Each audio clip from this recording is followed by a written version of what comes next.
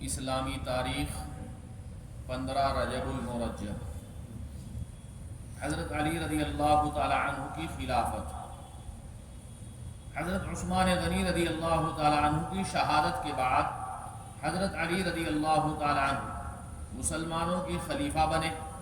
حضرت عثمان غنی رضی اللہ تعالی عنہ کی شہادت کے بعد لوگ حضرت علی رضی اللہ تعالی عنہ کے گھر پہنچے کہ ہم آپ کے ہاتھ پر بیعت ہونا چاہتے ہیں۔ جیسے آج الیکشن ہوتا ہے، الیکشن میں لوگ ووٹ ڈالتے ہیں، اس وقت میں لوگ ہاتھ پر ہاتھ رکھ کر بیعت کرتے تھے، بیعت ہوتے تھے، گویا کہ آپ ہمارے بڑے ہیں، آپ جیسے ہم کہیں گے ہم آپ کا اتباع کریں گے، آپ کی بات کو مانیں گے۔ حضرت علی رضی اللہ تعالیٰ عنہ نے کہا یہ بدری صحابہ کا حق ہے، یعنی بدر کے اندر جو صحابہ تھے ان کا حق ہے کہ وہ امیر المومنین چنے۔ جب سب بدری صحابہ تشریف لائے جو جنگ بدر میں لڑے تھے جا کر، تو انہوں نے حضرت علی رضی اللہ تعالیٰ عنہ کو امیر المومنین بنایا۔ حضرت علی رضی اللہ تعالیٰ عنہ منبر پر بیٹھے، لوگوں نے حضرت علی رضی اللہ تعالیٰ عنہ کے ہاتھ پر 18 ذی الحجہ جمعہ کے دن بیعت کی۔ حضرت علی رضی اللہ تعالیٰ عنہ کے زمانہ خلافت میں منافقین کی سازش سے مسلمان دو گروہ میں تقسیم ہو گئے، جس کی وجہ سے مسلمانوں کو کافی نقصان اٹھانا پڑا۔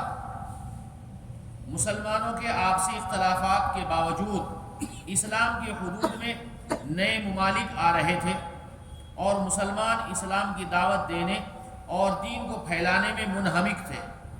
بے شمار لوگ اس دین کی سچائی اور حقانیت کو دیکھ کر اسلام میں داخل ہو رہے تھے۔ حضور اکرم صلی اللہ علیہ وسلم کا معجزہ محمد بن حاطب رضی اللہ تعالیٰ عنہ کا شفا یاب ہونا۔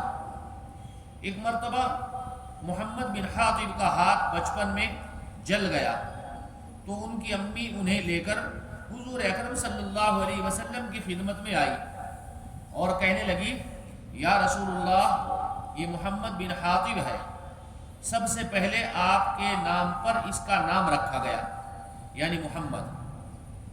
اللہ کے نبی کوئی ڈاکٹر نہیں تھے، کوئی حکیم نہیں تھے، لیکن اللہ کے نبی تھے۔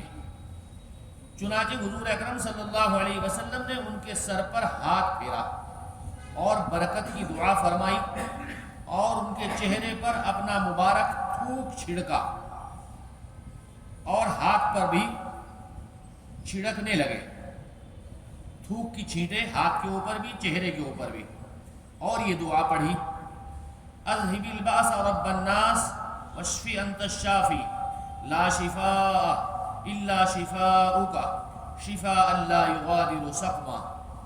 ان کی امی کہتی ہیں، ان کی محمد بن حاطب کی، میں حضور اکرم صلی اللہ علیہ وسلم کے پاس اٹھی تھی کہ اتنے میں محمد بن حاطب کا ہاتھ ٹھیک ہو چکا تھا، نہ کوئی پٹی گئی، نہ کوئی ڈرسنگ کیا، نہ کچھ کیا۔ اللہ کے نبی نے جو لعاب دہن ان کے چہرے پر، ان کے ہاتھ پر، ان کے سر پر، ان کے منہ پر پھیرا ہے، اللہ نے اسی میں شفا دے دی اور یہ دعا پڑھ دی۔ اللہ ہم کو بھی وہی عقیدہ نصیب فرمائے، یہ دعا پڑھیں انشاءاللہ بیمار اچھا ہوگا۔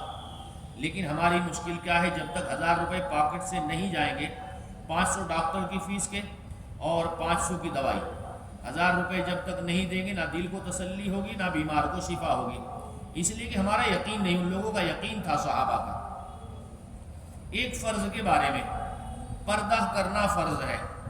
قرآن میں اللہ تعالیٰ فرماتے اے عورتوں، تم اپنے گھروں میں ٹھہری رہا کرو اور دور جاہلیت کی طرح بے پردہ مت پھرو۔ زمانہ جاہلیت میں عورتیں بے پردہ پھرا کرتی تھی، پردے نام کی کوئی چیز نہیں تھی۔ تمام مسلمان عورتوں کے لیے ضروری ہے کہ جب کسی سخت ضرورت کے تحت گھر سے نکلیں تو اچھی طرح پردے کا خیال رکھتے ہوئے باہر جائیں، کیونکہ پردہ کرنا تمام عورتوں پر فرض ہے، عورتوں پر ہے، مردوں پر نہیں۔ ایک سنت کے بارے میں، سو کر اٹھنے کی دعا۔ حضرت حذیفہ رضی اللہ تعالیٰ عنہ فرماتے ہیں جب رسول اللہ صلی اللہ علیہ وسلم سو کر اٹھتے تو یہ دعا پڑھتے الحمدللہ الذی احیانا بعدما اماتنا والیہ النشور۔ تمام تعریفیں اللہ کے لیے ہیں جس نے ہمیں موت دینے کے بعد زندگی دی۔ رات میں جب سوئے تھے تو گویا کہ ہم مردہ تھے، مرے ہوئے تھے، موت ہو گئی تھی، اور اب صبح کو اللہ نے زندگی دی، اب ہم اٹھے ہیں، تو اللہ کا شکر ادا کرے، یعنی اسی کی طرف سب کو جانا ہے۔ ایک اہم عمل کی فضیلت، علم دین کے لیے سفر کرنا۔ تجارت کے لیے سب سفر کرتے ہیں، لیکن علم دین کے لیے یہاں سے بہت سارے بچے دارالعلوم دیوبند جاتے ہیں، مظاہر جاتے ہیں، یا مصر بھی جاتے ہیں، دنیا کے کسی کونے میں بھی ہو۔ اللہ کے نبی نے فرمایا علم حاصل کرو، چاہے تم کو چین ہی جانا پڑے، چائنا۔ رسول اللہ صلی اللہ علیہ وسلم نے فرمایا جو شخص علم دین حاصل کرنے کے لیے سفر کرے گا تو اللہ تعالیٰ اس کے لیے جنت کا راستہ آسان کر دیں گے۔ ایک گناہ کے بارے میں، یتیموں کا مال مت کھاؤ۔ قرآن میں اللہ تعالیٰ فرماتے ہیں یتیموں کے مال ان کو دیتے رہا کرو، اور پاک مال کو ناپاک مال سے نہ بدلو۔ آپ کا مال پاک ہے، یتیموں کا مال آپ کے لیے ناپاک ہے، ہمارے لیے ناپاک ہے، تو ایسا نہ ہو کہ ہم ان کے مال کو اپنے مال میں مکس کر کے کھا لیں، تو گویا کہ ہم ناپاک مال کھا رہے ہیں۔ اور ان کا مال اپنے مالوں کے ساتھ ملا کر مت کھاؤ، ایسا کرنا یقیناً بہت بڑا گناہ ہے۔ دنیا کے بارے میں، نافرمانوں کے مال و دولت کو نہ دیکھنا۔ قرآن میں اللہ تعالیٰ فرماتے ہیں جو ہم نے مختلف کافروں کے گروہوں کو آزمانے کے لیے مال و دولت دے رکھا ہے کہ وہ دنیاوی زندگی کی رونق ہے، آپ ان چیزوں کی طرف نظر اٹھا کر مت دیکھیے۔ ان کی بڑی بڑی بلڈنگیں ہیں، سجدہ نہیں کرتے، نماز نہیں پڑھتے، قرآن نہیں پڑھتے، اور ٹھاٹ باٹ کی زندگی ہے، بڑی بڑی عمارتیں ہیں، بڑے بڑے کاروبار ہیں، یہ ان کے لیے دنیا کی رونق ہے۔ آپ افسوس مت کیجیے۔ نافرمانوں کو جو مال و دولت ملتی ہے اس کو تعجب اور للچائی ہوئی نگاہ سے نہیں دیکھنا چاہیے، کیونکہ وہ ان کے لیے آزمائش کا ذریعہ ہے، اللہ ان کو آزما رہے ہیں۔ آخرت کے بارے میں، جہنم سے ایمان والوں کو نکالا جائے گا پینشمنٹ کے بعد۔ رسول اللہ صلی اللہ علیہ وسلم نے فرمایا جب ایمان والوں کے بارے میں جہنم سے چھٹکارا کا فیصلہ ہو جائے گا تو انہیں پل صراط سے گزارا جائے گا جو جہنم اور جنت کے درمیان ہوگا، تو اس پر ان کے درمیان جو کچھ آپس میں ایک دوسرے پر ظلم و ستم ہوئے ہوں گے ان کا ایک دوسرے سے بدلہ دلوا کر پاک کر دیا جائے گا، پھر انہیں جنت میں داخلے کی اجازت ہوگی۔ اس ذات کی قسم جس کے قبضے میں محمد کی جان ہے صلی اللہ علیہ وسلم، ان میں سے ہر ایک اپنی جنت کو اس طرح پہچان لے گا جس طرح تم اپنے گھر کو اس دنیا میں پہچانتے ہو۔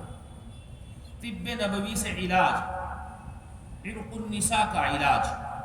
حضرت انس بن مالک رضی اللہ تعالیٰ عنہ فرماتے ہیں کہ میں نے رسول اللہ صلی اللہ علیہ وسلم کو فرماتے ہوئے سنا کہ عرق النساء کا علاج عربی بکری یعنی دمبے کی چکتی ہے، جسے پگھلایا جائے، پھر اس کے 3 حصے کیے جائیں اور روزانہ ایک حصہ نہار منہ پیا جائے۔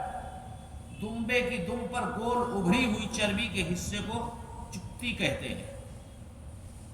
سبحان اللہ وبحمدہ، سبحانک اللہم وبحمدک، ونشہد ان لا الہ الا انت، نستغفرک ونتوب الیک۔ سبحان ربک رب العزة عما یصفون، وسلام علی المرسلین، والحمد للہ رب